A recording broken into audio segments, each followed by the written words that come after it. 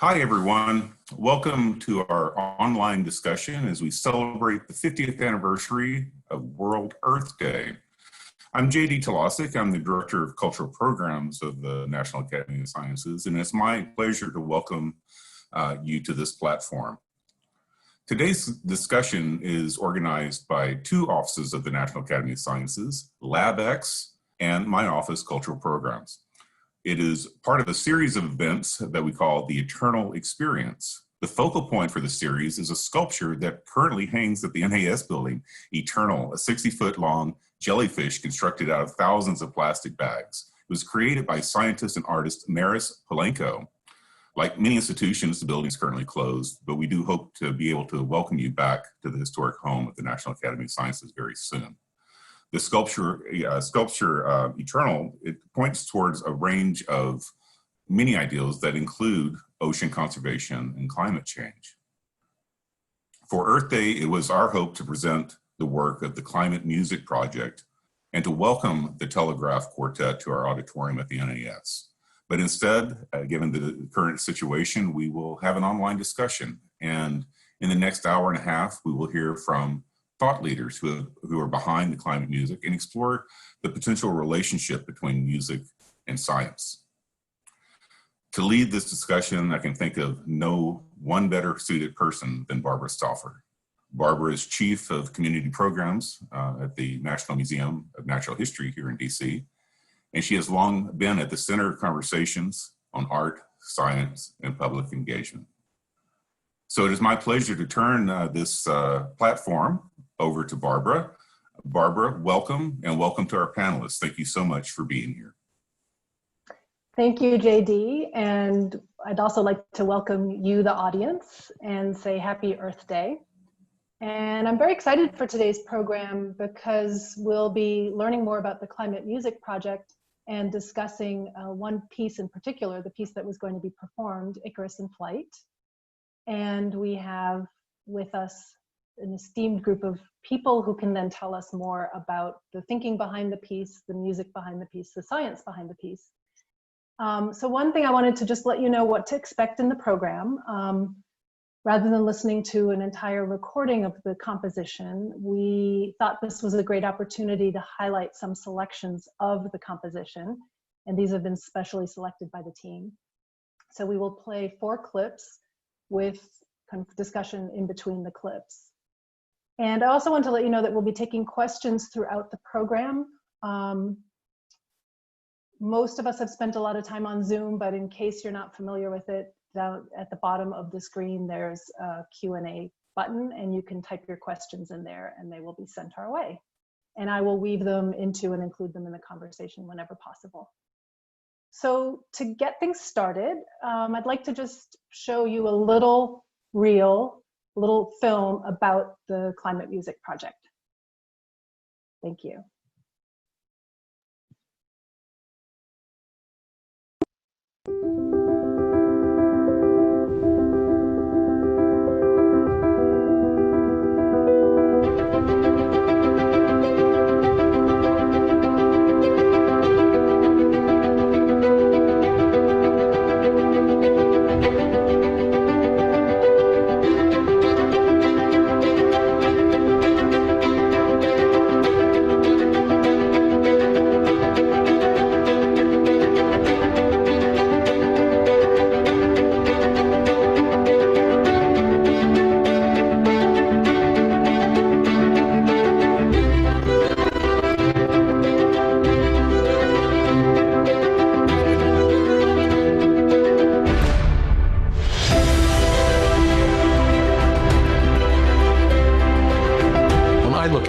Scientific data. I know how to read a graph, but it doesn't necessarily speak to me with a kind of urgency, emotional or visceral component. That is something we so often associate with musical experiences.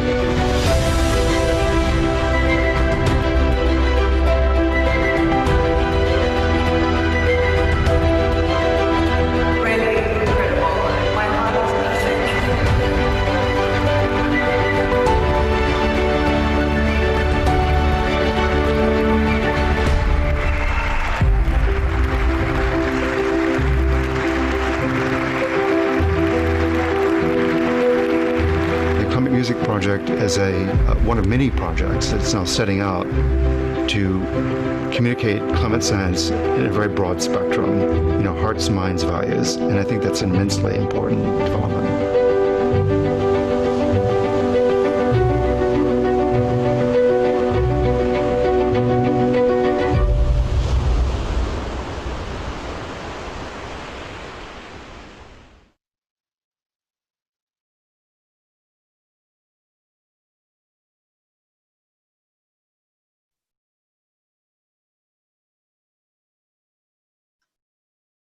Okay.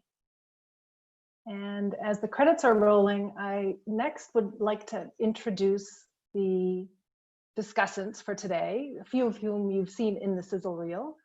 I'd like to start with Richard Festinger. Could you just raise your hand, Richard? There we go. So Richard's the composer of Icarus in Flight, the piece that we'll be discussing in detail today. Richard has garnered international recognition for his extensive catalog of vocal and instrumental compositions.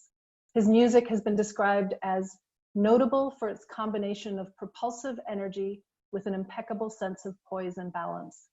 And WQXR Radio in New York has dubbed him an American master. Festinger is a professor of composition at San Francisco State University, where he's also artistic director of the Morrison Artist Series. He received MA and PhD degrees in composition from the University of California, Berkeley. And in the mid-'80s, he co-founded the acclaimed San Francisco-based modern music ensemble Earplay. Festinger's work have been recorded for the Naxos, Bridge, CRI, Centaur, and CRS labels. And he is the recipient of numerous major awards and commissions, including the Walter Hinrichsen Award and an Academy Recording Award from the American Academy of Arts and Letters. So welcome, Richard. Next, I'd like to introduce Bill Collins, who's the lead science advisor for the Icarus in Flight composition. Bill is an internationally recognized expert in climate modeling and climate change science. His personal research concerns the interactions among greenhouse gases and aerosols, the coupled climate system, and global environmental change. At Lawrence Berkeley National Laboratory, Bill serves as the director for the Climate and Ecological Sciences Division. At the University of California, Berkeley, he teaches in the Department of Earth and Planetary Science and directs the new multi-campus Climate Readiness Institute. He was a lead author on the 4th assessment of the Intergovernmental Panel on Climate Change, for which the IPCC, as it's known, was awarded the 2007 Nobel Peace Prize, and was also a lead author on the recent 5th assessment by the IPCC. He received his undergraduate degree in physics from Princeton University and earned an MS and PhD in astrophysics from the University of Chicago. So welcome, Bill. And next, I'd like to introduce Lori Goldman. She's Director of Public Engagement for the ClimateMusic Project. She's a veteran public policy professional who has held positions in government, industry, and academia. Lori most recently served as Deputy Director of UC Berkeley's Global Engagement Office, overseeing the development of partnerships with international universities and advising the campus on best practices for global engagement in a higher education context. As head of global trade policy for Levi Strauss & Company, Lori advised on global trade and development issues. She's always been passionate about working with institutions committed to a greater good and has sought out opportunities to engage on global concerns. Lori holds a master's degree in international affairs from George Washington University and an undergraduate degree in political science from Tufts University. Welcome, Lori. And finally, last but not least, I'd like to introduce Amanda Stout with the National Academies of Sciences here in Washington, DC. In her role as director of the Board on Atmospheric Sciences and Climate and the Polar Research Board at the National Research Council, Amanda provides institutional oversight for both boards. In previous positions at the National Wildlife Federation and the BASC, she directed a number of high-profile studies, communicated climate science and impacts to key decision makers and the general public,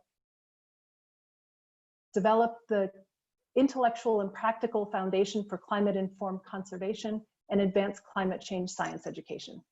Amanda served on a 2013 National Climate Assessment Steering Committee and was an editor of Climate Smart Conservation, a 2014 guide produced by an expert work group that included representatives from government, nonprofits, and academia. She received her BA cum laude in environmental science and engineering from Harvard University and her PhD in atmospheric sciences from Harvard University. Welcome, Amanda. So we have quite the panel here, a lot of heft. And I guess I wanted to just start things off, invite Bill to just give a little background on the project. Thank you so much, Barbara. We are really honored to be part of the 50th Earth Day celebrations here at the National Academy, and it's really wonderful to join you and your colleagues in sharing the work that we've been doing as part of the ClimateMusic project. I thought I would tell you a little bit about the project itself and then a little bit about the piece, but leave the real description of the piece to Richard, who will follow me to describe how he translated data into a piece of music, which is a real process in and of itself. So the ClimateMusic project is a nonprofit collaboration among musicians, scientists like myself, technology experts, and a number of them contributed to today's performance, and public policy professionals. Our mission is to educate, inspire, and actively engage diverse audiences on climate change. And in essence, we seek to make climate change personal in a way that the IPCC and other normal ways of communicating science really can't. We do this through the creation and performance of science-guided music. Of course, what we're going to hear today is the work by Richard Festinger, 4 clips from it.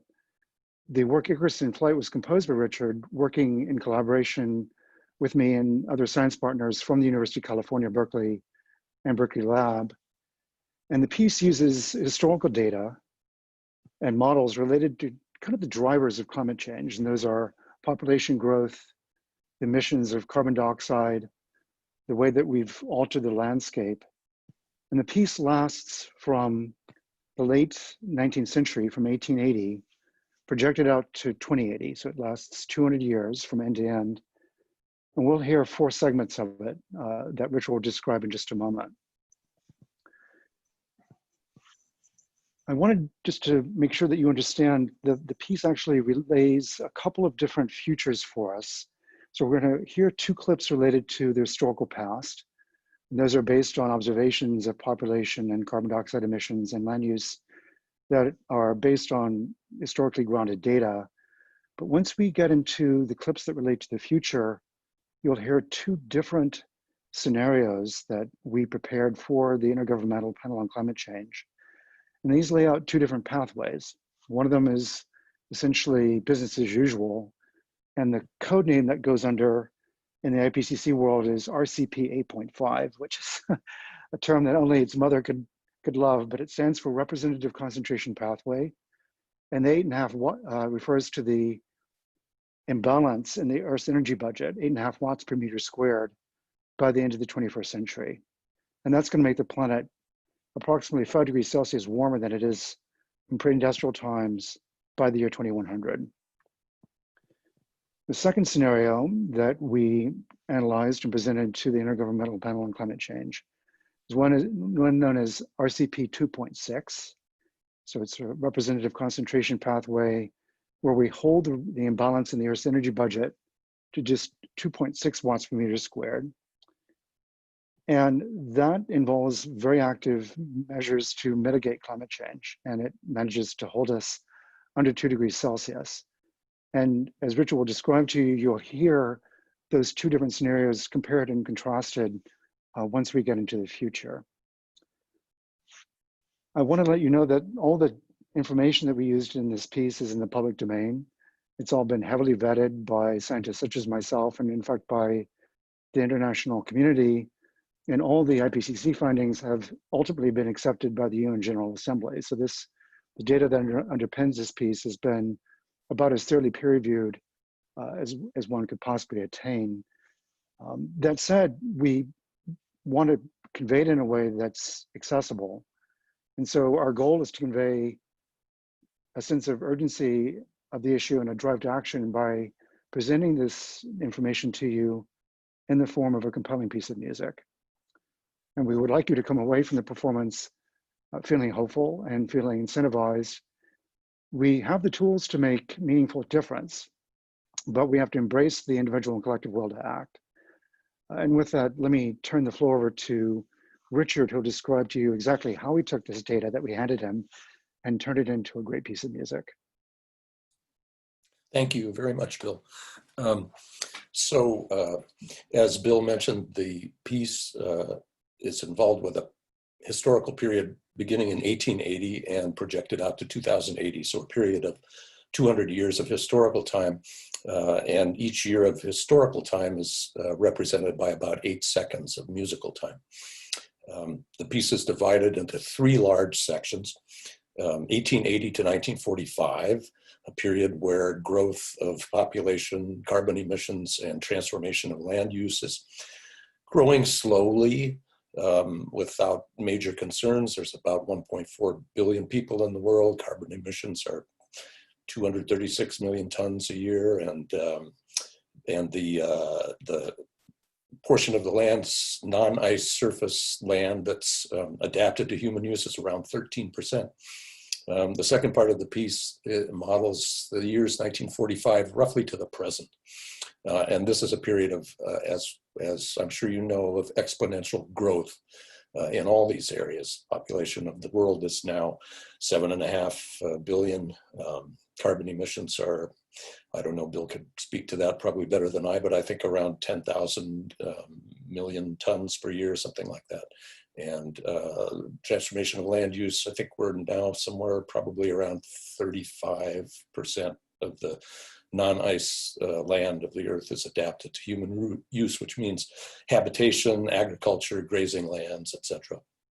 The third large part of the piece is the future. It begins 2015, I guess, so a little bit before the real present, and is projected out to 2080. And as Bill was saying, that part of the piece, as we'll hear, I'll talk a bit more about this later, as there's an alternation between the 2 representative concentration pathways that Bill just described.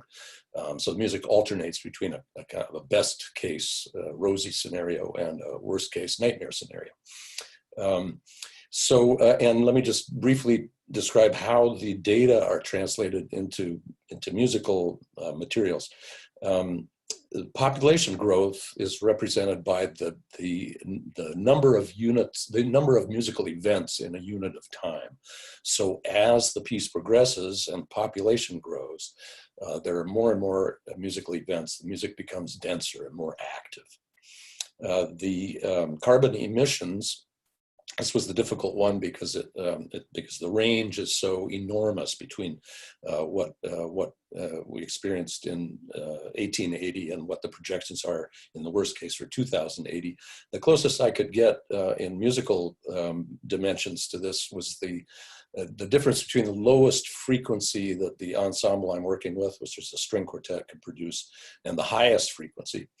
So I had to scale this a little bit, but growth in carbon emissions is represented by a greater distance between the lowest and highest sounding pitches. And finally, transformation of land use is represented in the music by specialized playing timbres or tone colors. So, and I'll point out some of those to you before we hear the clips so that you'll be able to identify them easily. So that's the piece in a nutshell. And Barbara, I'm not sure how you want to proceed. You want to go right on to the next clip, or to the first clip, or? I think it'd be great. And before that, are there a few things you want our audience to listen for maybe in that first clip? Yes, there are. But before I do that, let me just introduce, let me say a few words about the Telegraph String Quartet, who gave the premiere performance and would have performed it today at the National Academy of Sciences. The Telegraph Quartet is one of the great young string quartets performing today.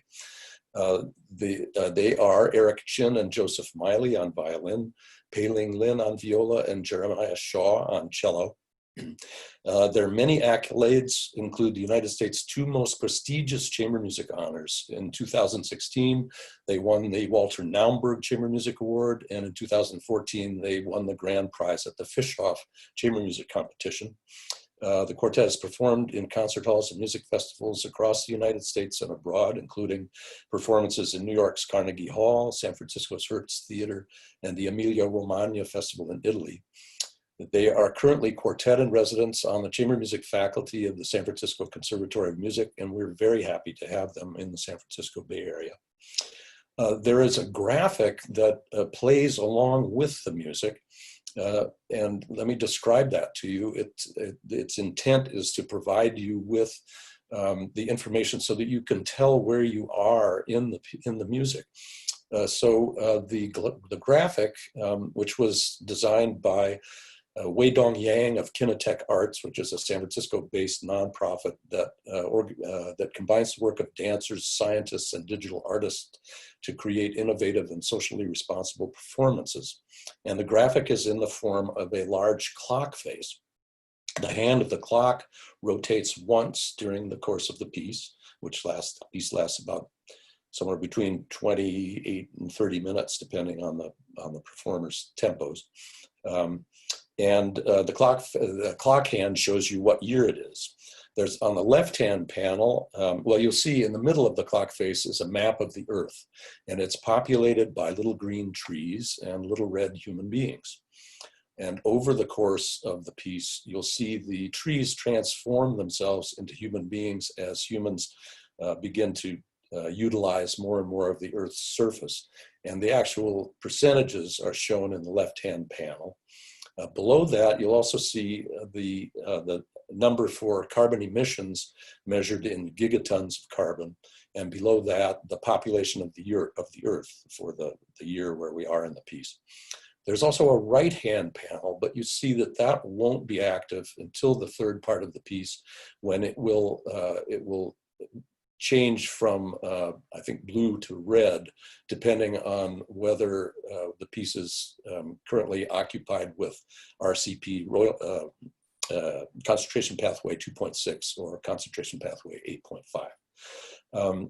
And so let me just talk about the first clip of the piece. It lasts about 3 minutes. It sets the character of the piece and gives a kind of a baseline for contrast with the more dramatic music that comes later in the piece. The music at the beginning is slow moving, reflecting the slow gradual growth of population, carbon emissions, and land use at the end of the 19th century and the early 20th century. This part it's divided into 13 sections of 40 seconds each representing 5 years of musical time, and we'll just hear a couple of those. But I think you'll hear that those are easy to distinguish the boundaries, and also easily audible are the specialized timbres that represent the percentage of the Earth that's devoted to human use.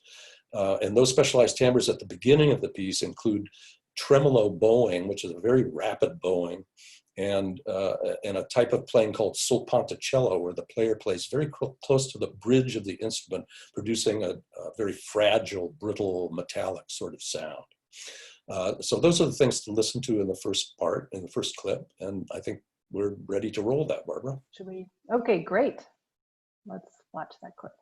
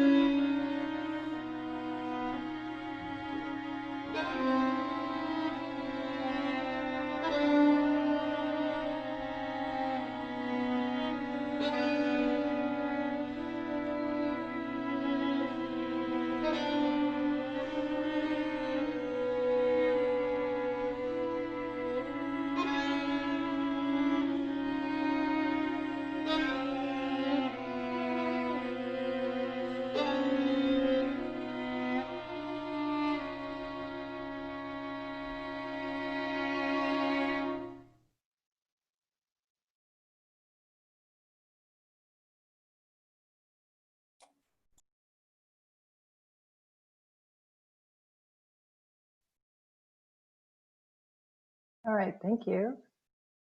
So I have to say this, so the first time I heard this clip, it definitely struck me very slow, very stately. And I guess before we kind of get into the music and the science of it, I wanted to actually ask Amanda, when we talked about it, you had a kind of slightly different take on it. I think you might want to share that. Thank you, Barbara. Yeah, the music is tranquil in a way, but at the same time, it feels very foreboding to me.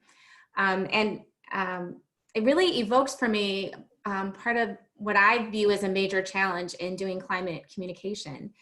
And that is, as we look around where I am today, it's a beautiful day out, beautiful blue sky. The trees are leafing out and nature is in full effect. It's hard to think about that there's this risk lurking out there from these kind of everyday activities that we do, whether it be driving our car or heating our homes. And so, as we try to talk to people and motivate action, there's this kind of contradiction between what we see in front of us and our daily experience of our activities with the effect that they may have long down the road. And I think that's something that's very present to me as I think about talking about climate change. And I feel like that comes through really effectively in the piece and kind of captures that very well. And Bill and Richard, you're probably happy to hear that. Yeah, very much so. Well, Amanda was right to put her finger on foreboding a little bit, because the scientist who anticipated global warming actually did his work during the period of time covered by this piece of music. It was a scientist named Arrhenius working in Europe. And he was the first person to put together the fact that the industrial age had started. We knew we were burning coal and releasing carbon dioxide to the Earth's atmosphere. And scientists in the 19th century had now made measurements of the fact that carbon dioxide can absorb heat.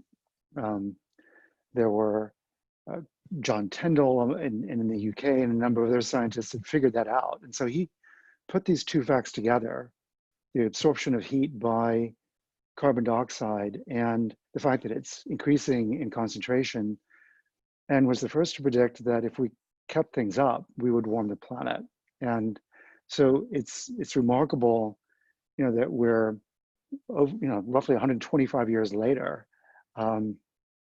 But you're right, the piece is foreboding for precisely the reason that he made the prediction during this period of time in the late 19th century. And because I know you started at 1880, because was that when he first wrote about that? No, this is it's a common reference period for us in the IPCC world to start in the late 19th century. So. Great. Well, thank you. I know you've already told us about the Telegraph Quartet. I guess because did you pick them for any particular reason related to this composition, or what was it that made them particularly suited to this Well, piece? it's because they're such skilled performers. I knew I could write anything for them, and they would be able to execute it with aplomb. And I really felt that would be necessary. From a composer standpoint, that's always necessary and desirable. Yeah. But I knew this piece would get very complicated and very demanding on the performers. And I wanted to have the best quartet I could find available to do it. And that's why we chose them. And because it's some of it's really the challenge of, in some ways you composed with data, right? I don't know if you've ever done that before, but if you want to talk a little bit about what that process is like. Well, that was a very different way of working for me. It was very challenging. In the challenges were ones I had not worked with before, for one thing, and composers work all very differently. For me, this piece had to be planned in considerable detail in advance. Had to be divided up into sections. I had to make decisions about how many events would occur in a given amount of time, what the range of pitches would be from low to high in a particular amount of time, and how many pitches would be colored by these kinds of unusual timbres. But I also reserved the domains of melodic and harmonic invention to myself, right? Those were determined by me. And that's what I think that goes a long ways towards the difference between creating a piece of music using data and sonification of data, where data might just be translated in a straightforward, naive fashion into some kind of sonic terms. Right, because it's not just recording data; it's creating a musical, an emotional piece around it too. So, yeah. Barbara, Yes. I've described this as being a little bit like a Houdini act. I mean, we hand the composer a straitjacket, and the straitjacket is, the data is very unforgiving once you get into the 21st century, and things are going off the rails. And been astonished twice at watching, composers, really skilled composers, wiggle their way out of the straitjacket. But it's a tough thing to do. The creative process, yeah. It's true, it is tough. But one of the difficult things is that when you look at the curves of this data, they all look very much the same, which is like this, right? Mm-hmm. Exponential growth. And when you think about music doesn't generally behave that way. Music kind of goes in waves, maybe successively higher waves, reaching a climax. But this kind of one monodirectional sort of thing is not something we find very often as what we think of as a compelling musical shape. And because it kind of goes off the rails, you had to also figure out what's that starting point, right? That you can actually build on. Right? Yes, and one of the things that you heard in the first clip is that everything occurs in a very narrow frequency range. If this were a piano piece, it would all be in a very small range in the middle of the piano keyboard. Yeah, and that allows you to expand. And I know, Amanda, you were going to say something, and then Lori. Right? Sure. Well, it's striking to me that this project both forced Richard to get outside of his comfort zone in the way that he does composing, but I think it also likely pushes Bill and other climate scientists out of their comfort zone. I mean, I know in my training, we are taught to be objective, to trim away the subjective and the feeling. Part of the reason I went into environmental science is because I didn't want to have to deal directly with human suffering and the emotion of that. I wanted to do something good for the world, but not be that close to it. And of course, I learned as I got into this that to do effective climate communication or communication about any environmental issue, you need to connect with people on an emotional level. And that people make decisions and change their behavior, not because of facts, but because of their values and how they feel about things. And I think that's sort of the genius of this project in finding a way where there can be dialogue between those. And hopefully I've given Lori a good jumping off point here to talk more about the ClimateMusic project. That's exactly along the lines of what I was going to say. Is the reason that we've chosen not to do sonification is because it doesn't reach people emotionally. I mean, it's really interesting from an intellectual perspective to see a sonified data, but it doesn't reach your hearts and minds like the way a musician, a composer like Richard can come and draw out kind of the emotion in the data by combining the two. And that's, yeah, so that's why the ClimateMusic project exists. Great, thank you. Should we listen to the next clip, do you think? Okay, and Richard, do you want to tell us a little bit what to be listening for? Yes, so the second clip represents the years 1962 to 1987. So what, 15 years after the end of the Second World War, and it's really at the end of the Second World War that all these data really take off. And so we're in now this period of exponential growth. And what you'll hear that this music is very strongly contrasting to the music that we heard in the first clip. It's much, much more active. The frequency range is much wider, and it develops much more quickly. And also you'll hear a couple of other types of specialized timbres that again, represent the human, increasing human use of the earth. In this section, I introduced also trills and pizzicato, which is a technique where the players pluck the strings rather than bowing them. So again, this clip lasts about 3 minutes, I think. Do you want to say something about what to listen for around 1979? Around 1979, I'm not sure. And you said there was some international, there's some little. Okay, well, there Yeah. is one more. There is one more element that I included in the piece.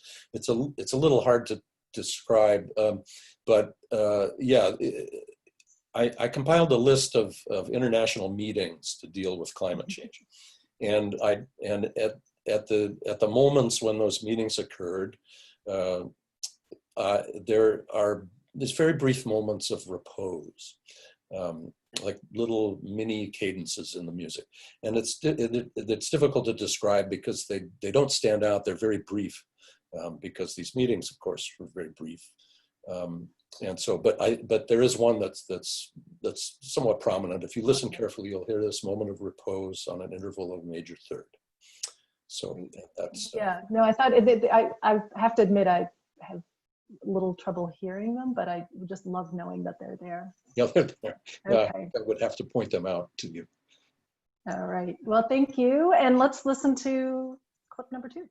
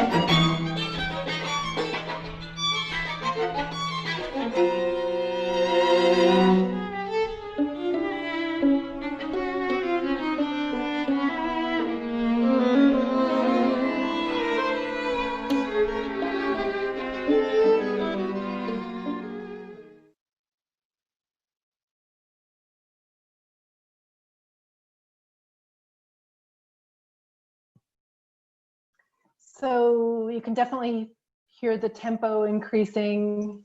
And actually, I wanted to share a comment that came in from the audience. Jim said it sounds like music from a Hitchcock movie. So you've definitely kind of captured that building, that growing suspense, I guess, although we kind of know what happens. And then actually, I wanted to just share a question that came in from the audience as well, which is to Richard. You talked a little bit about this, but what was the greatest challenge you faced in composing this piece? I think the greatest challenge was, as I mentioned earlier, I had to begin by structuring the entire piece. So I mentioned that it's divided into 3 large sections. Each of those sections is divided into smaller subsections. There are altogether about 47 of these subsections in the piece, lasting anywhere from 42 seconds maybe to 18 seconds, something like that. And it was a great challenge filling in these expanses of time in a way that made a compelling musical phrase structure. Like that was the most difficult thing, and making sure there are the right number of events representing population growth, and that was challenging. Like you had to keep a tally marks of how many events there. There's an incredible number of constraints, right, in terms of the timing and the number of events and things you had to include. Yeah. And then, so, you know, again, we talked a little bit about the international meetings that are represented in those little pauses. I have to admit, I found myself every time I kind of hold my breath a little bit when they're coming up. But what would do you want to talk a little bit about what was going on in science and research at the time? This was, Barbara, this is a really active time. Just before the clip starts, so in the late 1950s, Roger Ravel, who was at the Scripps Institution of Oceanography, figured out that oceans could not act as a big sponge for carbon dioxide. That had been kind of a prevailing theory. And so he knocked that theory, pardon the pun, out of the water. And then in the 1960s, a number of scientists began exploring the implications of the fact that CO2 is going to remain in the Earth's atmosphere and enhance the greenhouse effect. Suki Manabe, who was at Princeton at the Geophysical Fluid Dynamics Laboratory, started doing some path-breaking experiments showing how the planet would warm, and you would also alter the hydrological cycle as the planet got hotter. There were a number of other really important scientific discoveries. So in addition to carbon dioxide, a scientist named Ramanathan, who was at the time at the National Center for Atmospheric Research in Boulder, showed that chlorofluorocarbons could act as a greenhouse gas. And this was a really, really important finding and motivated the controls on them, because they would have contributed to a huge amount of warming if they had been left uncontrolled. He and a postdoc also showed that methane and nitrous oxide are greenhouse gases. And so we started creating this sort of rogues gallery of greenhouse gases during this time. And at the very end of the piece, this clip, just after 1987, was when Jim Hansen was invited by Al Gore to testify in front of Congress. And so Dr. Hansen got around the restrictions put on him by the Republican administrations at the time, and actually was able to give his unvarnished view of what global warming would do to the Earth's climate.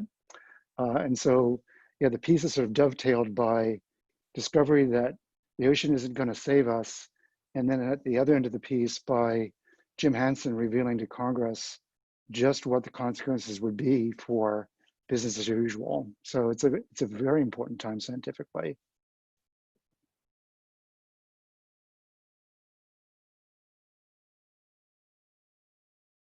I think you're on mute, Barbara. So a couple of people asked similar questions, basically, again, for Richard, whether in the music you depicted catastrophes like the H-bomb, Chernobyl, things like that in the music. No. No, okay. So again, you were working with that very specific climate data, right? So that's the I one. was working with the shape of the data, with the trends of the data, not with the only specific events that are represented are these international meetings. And again, those are fleeting events in the music, you know, with all deference to Bill and all the wonderful scientists he works with. These international meetings have much less prominence than we wish they did. So they end up being somewhat sort of fleeting events in the piece. So it's kind of poignant that they're there, that they're marks, but also fleeting. Barbara, I should say that the event that you were referring to earlier and that Richard was just alluding to is the so-called Charney report led by Jules Charney. He was another scientist at the Geophysical Fluid Dynamics Laboratory. And this report has actually had lasting impact. We still reference it today. It still sort of looms behind the IPCC process because they made an incredibly prescient prediction about what doubling carbon dioxide would do to the Earth's climate.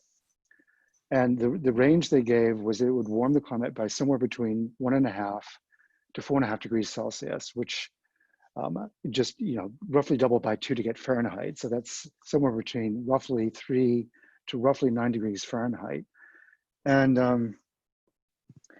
that prediction made with computers that were literally 10 billion, well, 1 billion times slower than what we have now, has completely stood the test of time. It's remarkable how great a job they did. And that's the event in 1979. Okay, Yeah. great. Actually, so that, Yeah, may I? Yeah, of course. So that report was a publication of the National Academy of Sciences. It was authored by Jules Charney and a committee of other experts that we convened.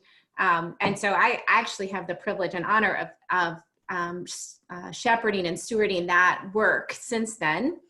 So I have a copy of that report on my shelf, which I keep hidden away behind a locked cabinet because it is really treasured. And it's, you know, one of the things that's remarkable about it is it's very, very short. I think 40 pages or something like that. Compared to some of the reports that Bill has worked on and referred to in the IPCC, which are hundreds, thousands of pages long of analysis. And yet it's been so incredibly impactful. We actually just brought together some of the authors of that report, including Jim Hansen and Suki Minabe, who were not authors, but they contributed their data to it for an event in a few months ago. Which was an amazing to just be sort of in the audience, watching them reflect upon that experience from 40 years ago and where we are today. And really the thing they kept coming back to is the need to be taking action and how imperative it is that we be, you know, acting on the knowledge that we've had now for so many decades. And that's kind of an interesting, I mean, so scientists have been studying the effects of writing about, making predictions about climate change for well over 100 years now. And I guess like seems like kind of public understanding has lagged. So in some ways, do you want to talk a little bit about what was going on with public understanding during this time period? And maybe, you know, as we go through the pieces, you can talk a little bit about how it evolves. Well, Barbara, if you go back and look at Earth Day, so 50 years ago, yeah, Earth Day was really focused on air and water quality. I mean, those were, Los Angeles had terrible smog. I remember visiting it as a child and being shocked. It reminded me, I mean, now when I think about it, Los Angeles in 1970 was Beijing now. So there was a huge focus on air and water quality because those were things that you could see and taste. And what we've come to appreciate since then is that the things that we can't see, we can't smell, and we can't taste, namely the greenhouse gases, those have become kind of the big public enemy number one. And so the evolution has evolved.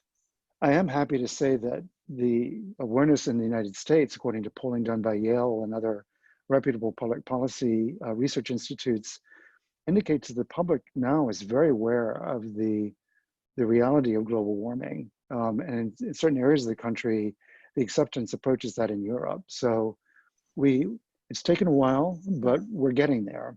So I'm hopeful about that. Thank you. And actually, a question from the audience. I guess what's the, and then we can go on to the next clip, but what's the age group that did you target a specific age group with this piece in particular? And does the climate change or climate music project kind of target a particular age group?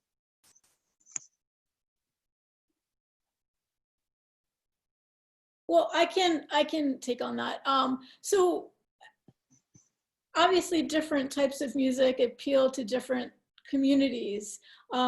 This, I think Richard would probably agree. Chamber music tends to be, not children. It tends to be, in the adult range.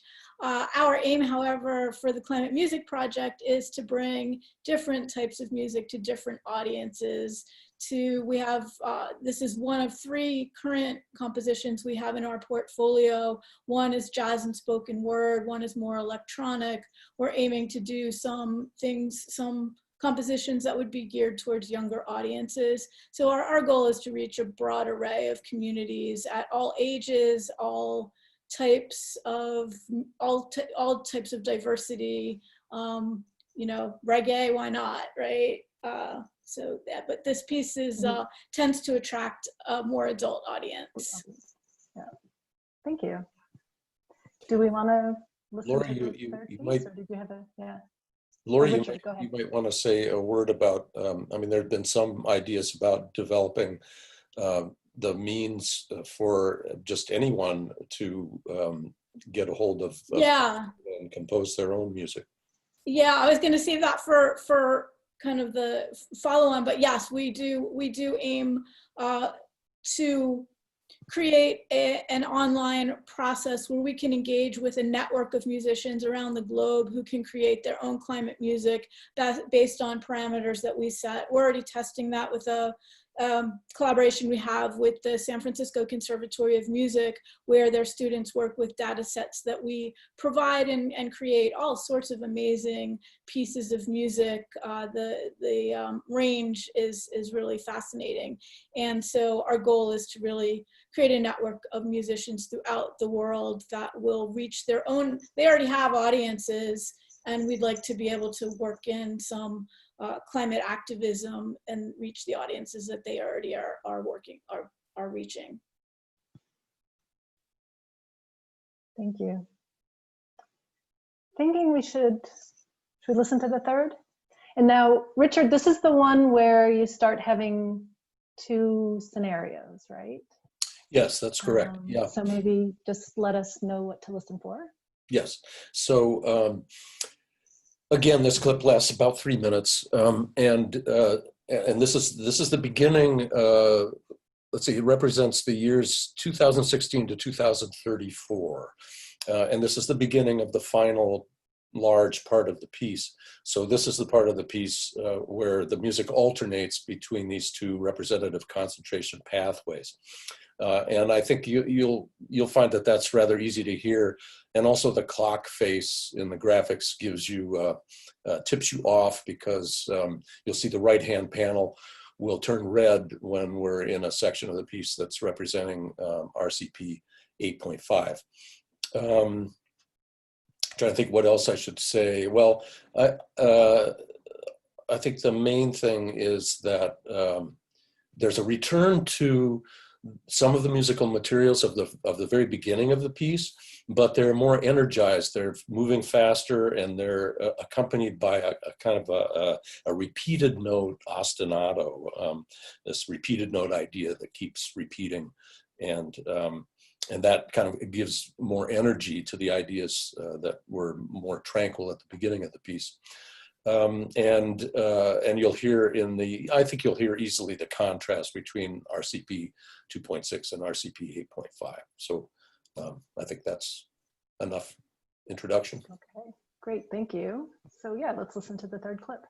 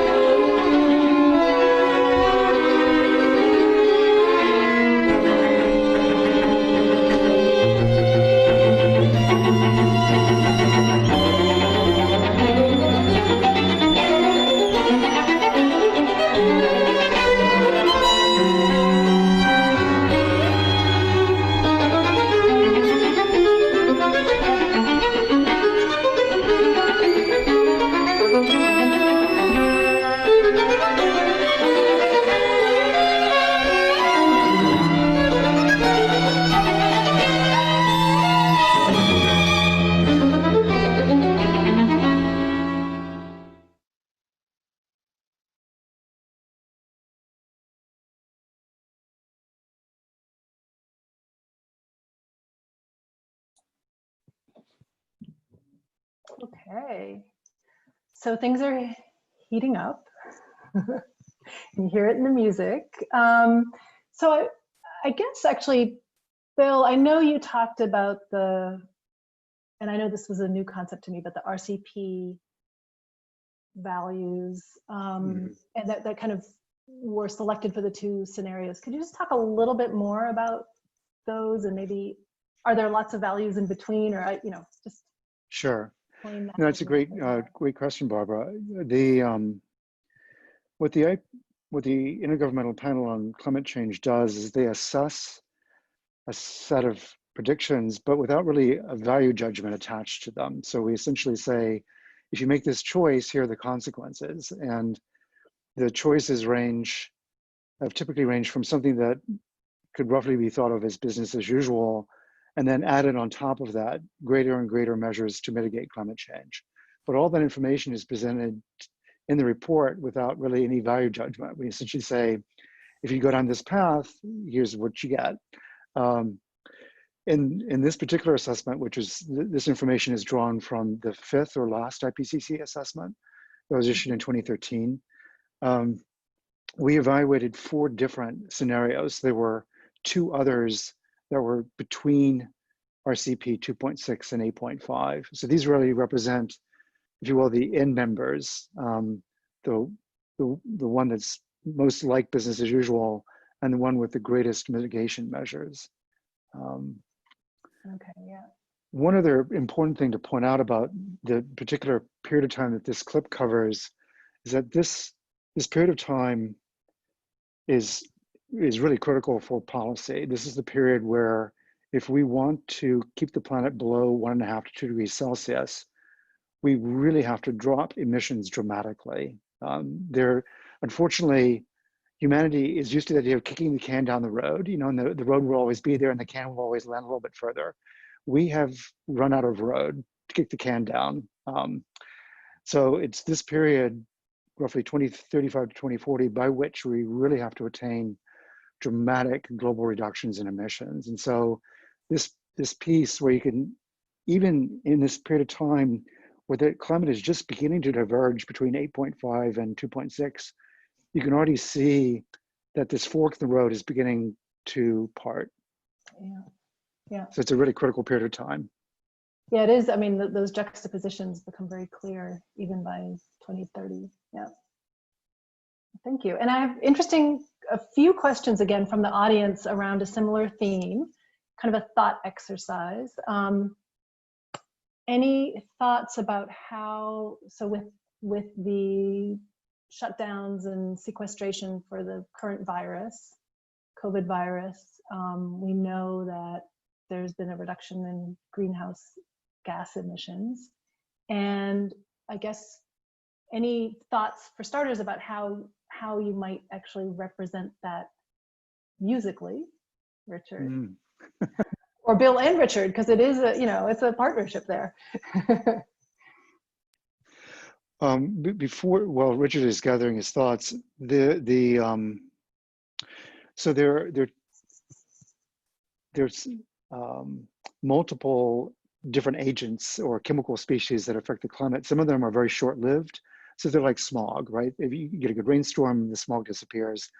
And there are other long-lived agents that take a long time to remove from the Earth's atmosphere. The signals from the shutdown in airline travel and transportation travel have already been, and I'm sorry to say, but the event that anticipated this was the complete shutdown and cessation of airline travel over the United States after 9/11, because all the contrails went away. So we used the 9/11 period, and we can use the current period to look at the sort of almost instantaneous effects of shutting off aviation on short-lived things like pollutants in the upper atmosphere, contrails, and so forth. And there's been a dramatic drop-off in the nitrogen compound emissions associated with driving. And so, yeah, the signal is measurable. It is being measured, and there's going to be a ton of scientific studies based on what's happening right now. So with that, let me turn the floor over to Richard. Well, I'm not. So is the question how you would model this musically? Is that basically? Well, I think, yeah. Is there? Do you have thinking about how that would be reflected musically, kind of given the structure that you've created with Icarus? Given the structure I've created. Yeah. With the data. And the one thing I was going to just say, but you know, one thing that comes to mind for me is that a year is 8 seconds, right? Right. So this would be, you know, I don't know how long this will go on, but I mean, it would be, you know, in the second. A few seconds. It would be a few seconds. Yeah, it would be a few seconds. I think I think I might be able to address some of that question when I introduce the next clip, but yeah, I mean, if I were using the same way of translating, by the way, I think I made maybe 4 different attempts at trying to understand how to map the data into musical dimensions before I settled on the one that I actually used. But I think there are innumerable ways of doing this. You know, in a different piece. If I were to do this again, I would.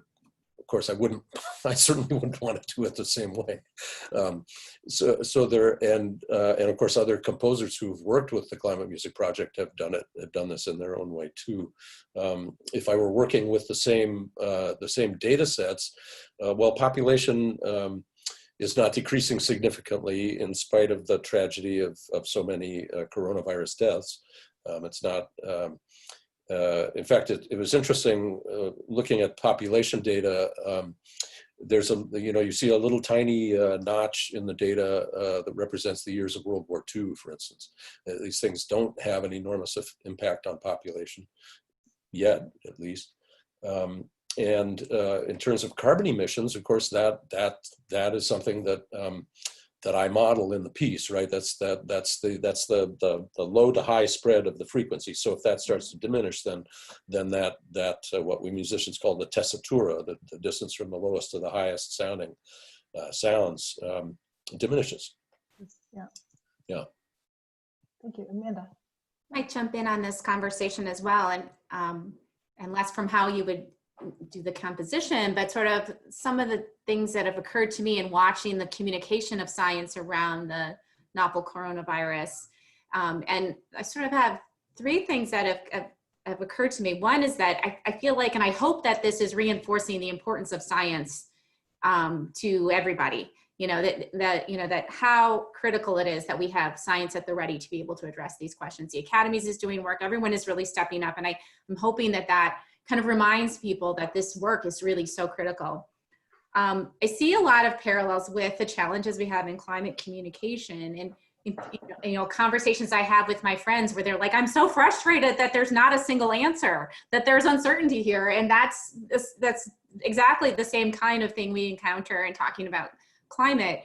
And so I'm hoping that some of that there'll be some general public education about how you think about scientific data and how you interpret it and how you apply it in your decision making, even under conditions of uncertainty, because that is how it's going to have to proceed. And then the last thing that I've been thinking about some is that I feel like often in climate communication, we're reluctant to talk about the hard truths, that the facts that, really getting and addressing the climate problem means dealing with consumption and perhaps making sacrifice or changing our behaviors in some ways. And we've seen people do that on a wholesale basis in the last several weeks or months. And it hasn't been all bad. I mean, I think that I hear conversations of there are the lovely aspects of our current situation. I know I see my family more, I get outside more, and I don't spend as much time commuting as I used to. And I'm hopeful that this allows us to open up that door to have some of those hard conversations and about where we need to go in the future. And actually, I was reflecting about the summit that's sort of a challenge to our artists out there is that I think the science often emphasizes the risks and the negative potential aspects of our future. But there are beautiful aspects of what these changes could mean for how we live and how we interact with people and connect with people. And I think it would be lovely if artists could help us imagine a more complete vision of how a world in which we've addressed climate change would look. And actually, Lori, that, you know, so much of what's going on now is this kind of rediscovery of community and in different ways. And I know that the ClimateMusic Project works a lot with community organizations, right? Do you want to talk a little bit about that? We do. I mean, yeah, frankly, our mission isn't, our goal and objective and mission is not to create music, it's to drive action. And so we do work with a network of partner organizations so that we can steer audiences that are emotionally moved by each composition. We can steer them to communities where they can engage, because in order to solve this problem on a global scale, we need community, we need active communities, we need people working in their churches and synagogues, we need people working with their schools, with their businesses. And we serve as kind of a connecting. I was on a panel or a thing this morning, a presentation this morning. I was not on a panel, and someone said each discipline has become its own audience. So the scientists are talking to the scientists, and the musicians are talking to the musicians. And in order to solve this, I thought that was great. In order to solve this, we need to collect everyone together and all start rowing in the same direction. And we all have our skills and capabilities, and we just need to harness all of that and move the right way. And so we actually partner with 5 organizations right now. We're looking to grow. We partner with Cool Effect, Interfaith Power and Light, Global Footprint Network, Revolve, in the San Francisco Department of the Environment. But we're looking to grow so we have communities we can plug into all over the world and get people involved and engaged. That's actually, that answers the question that just came in like a minute ago about how you spread this message that is in the music to people who don't come to concerts. So that's kind of that starts the extension of that work. Yeah, well, that's a good point too. And actually, in some ways, this pandemic that we're experiencing now has actually helped us, because it's really made us pivot more to online programming. We're trying to be more active on social media. We'll be posting some clips and whatnot to Instagram and Twitter and all the usual social media outlets. We'll be creating a more robust YouTube channel so that people can access. And then we really, really want to work with musicians everywhere. So, you know, someone may do a country music composition in the South and reach audiences there. We might have someone doing music in South America, many countries in South America. We'd love to do a percussion piece, just get everyone in their own communities. They're already in their communities. They care about climate. They can bring the message that way. Somebody actually, there was a question that just came in about how you can learn these skills to work with data in composing music. So again, that would be something hopefully to be able to spread the message about as well, or teach the skills for. Why don't we listen to the last clip, and then there are definitely some great questions in from the audience, which we can ask after that. Yeah, so the last clip is the end of the piece. Represents the years from 2056 to 2080. This clip actually begins with the RCP 8.5 music, and of course that music becomes more extreme, you know, to the point where it's almost chaotic. And it becomes much easier actually to hear the difference between the 2.6 and 8.5 types of music because of that, right? The RCP 2.6 music, it's business as usual. It remains more or less the same.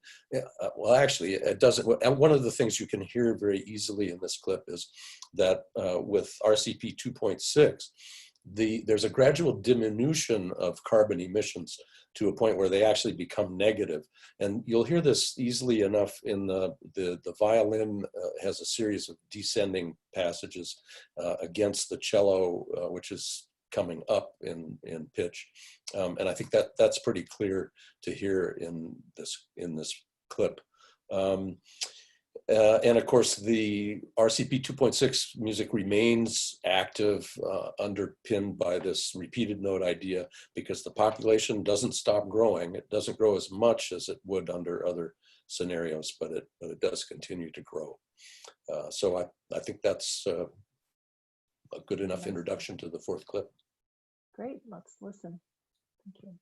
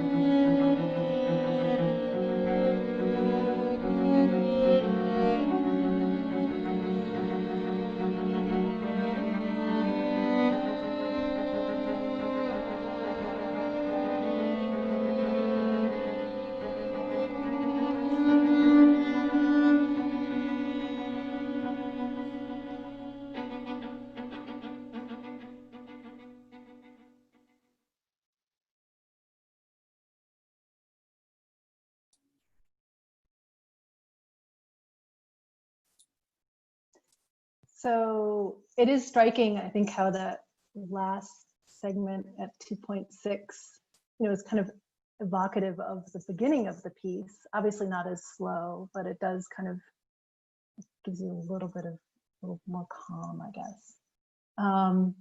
There is a question from online, from the audience, which is about the 8.5 RCP scenario. I mean, is the only prediction for that scenario that there's kind of exponential increase in temperature?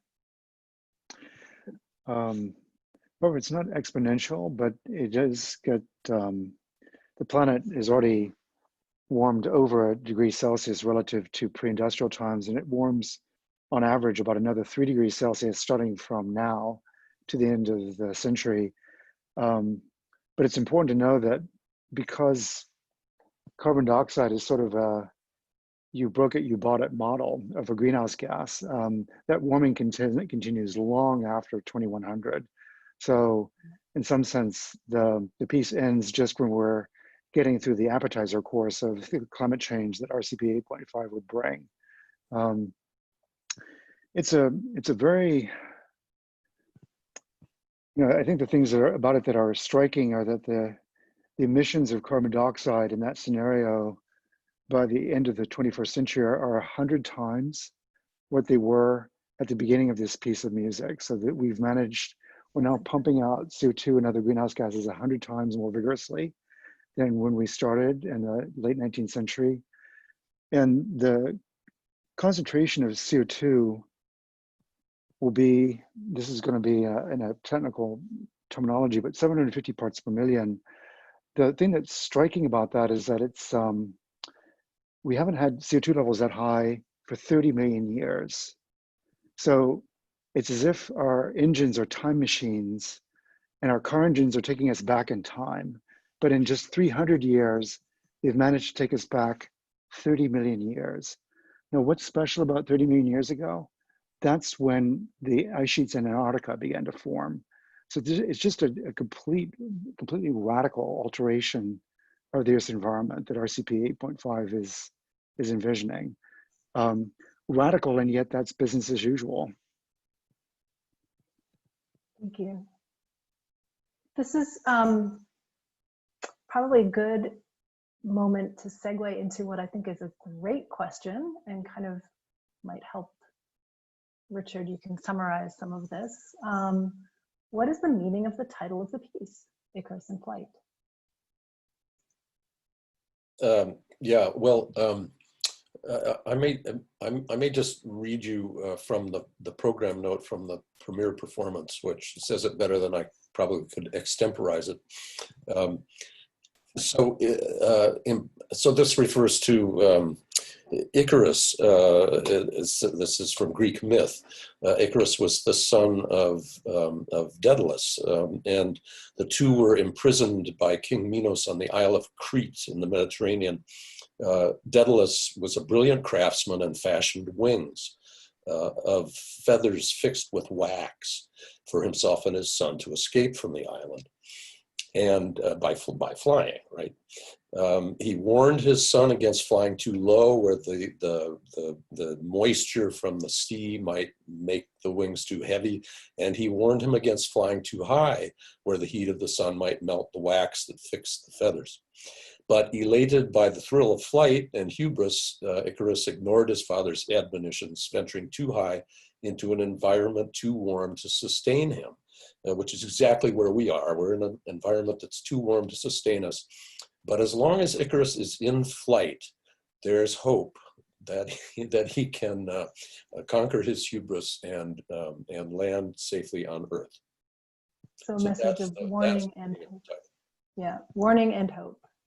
Yes. Thank you. So there were, again, a few questions that revolved around kind of this integration of art and science and data, including, have there been attempts to put the data to poetry, let's say, and have there been any kind of dance performances either to this piece or anything else? And I thought, Lori, maybe, again, I know you have a lot of projects ahead of you. Are you looking at other kind of art forms and data? Well, I mean, definitely we have other collaborators that we are working with, and Richard, I believe, has done one section of this work has actually been put to dance with a group called Kinetech Arts, and they've done some amazing choreography, Diane Lopez,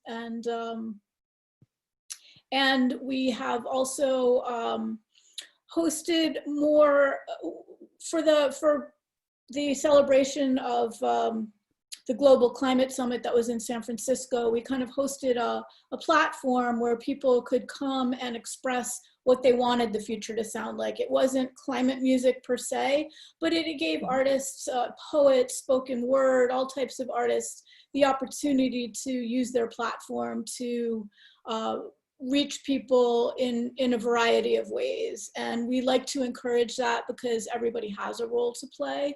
And then we also collaborate with an artist in Chicago, Elisa Singer, who has an organization called Environmental Graffiti, GRAPHITI. And she actually did one of the covers for the IPCC report. Yeah. She takes the data and converts the graphs that the IPCC uses into beautiful artwork.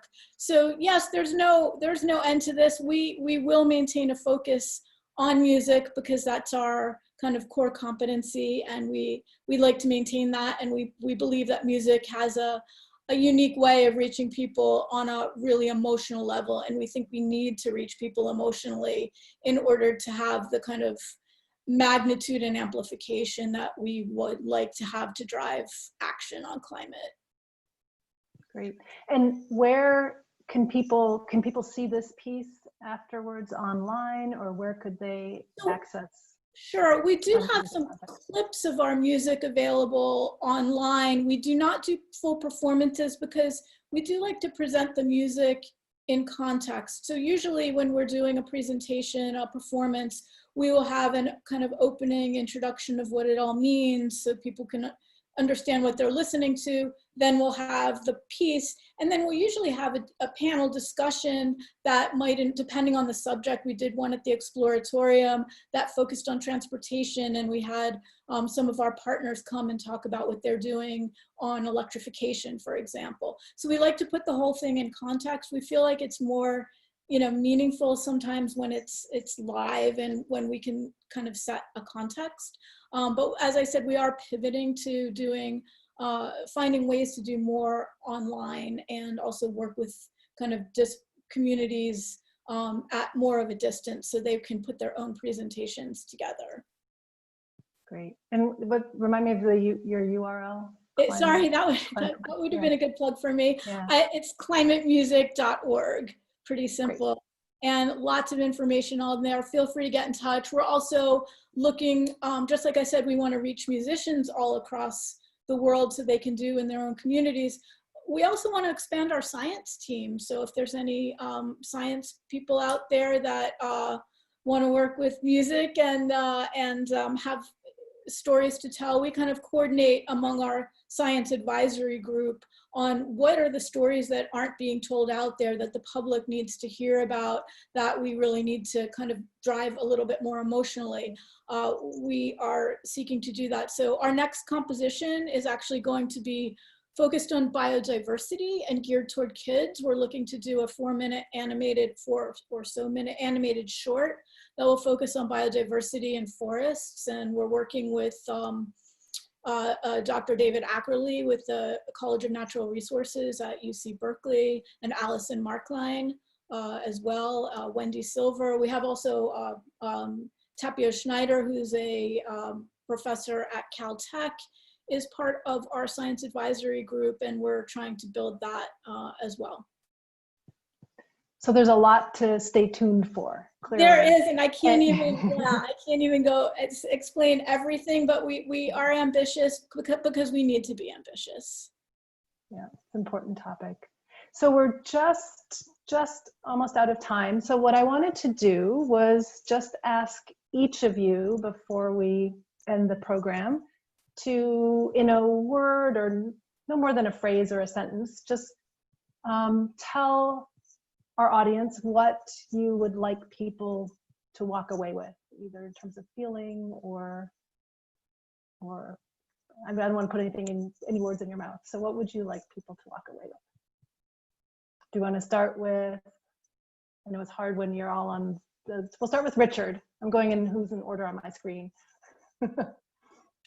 Well, I guess climate change is the great intangible of our time, isn't it? I mean, Bill said earlier that these greenhouse gases, you can't smell them, you can't taste them, you can't see them. And so it's easy in a way for us to ignore all of this. And we just can't do that anymore. Great, thank you. Bill, you're next in my line. 2 words, let's roll. Great. Thank you. How about Lori? We'd love for everyone to join us on our journey. We're all in this together. We need a multidisciplinary approach at all levels to reach people, and yeah, let's get this rolling. Thank you. And Amanda. So I hope people leave with a sense of urgency that this isn't a problem that we need to be moving quickly to address. We need to roll on, as Bill said, but also a sense of hope that, I think that it is not insolvable. There is amazing ingenuity happening in the scientific engineering community and in the arts, and it's really going to take all of us together to achieve what we need to do. But I think it's well within the space of human ingenuity and capability. Well said. That's great. So the summary is there's lots to be done and lots we can do, and let's roll, right? Great. Well, thank you. I want to thank all of you, the 4 panelists and discussants. It was really great to have this conversation. I want to thank our audience. I'd like to thank the National Academies of Sciences, and especially cultural programs and LabX. And yeah, let's roll. Thank you all for organizing and hosting and moderating. It's been a pleasure. Lovely. Thank Yes, you. thank you very much, Barbara and JD and the whole National Academy of Sciences staff. Thank you. Very special way to spend the 50th Earth Day. So yeah, Yes, fantastic. happy Earth Day again. Yeah.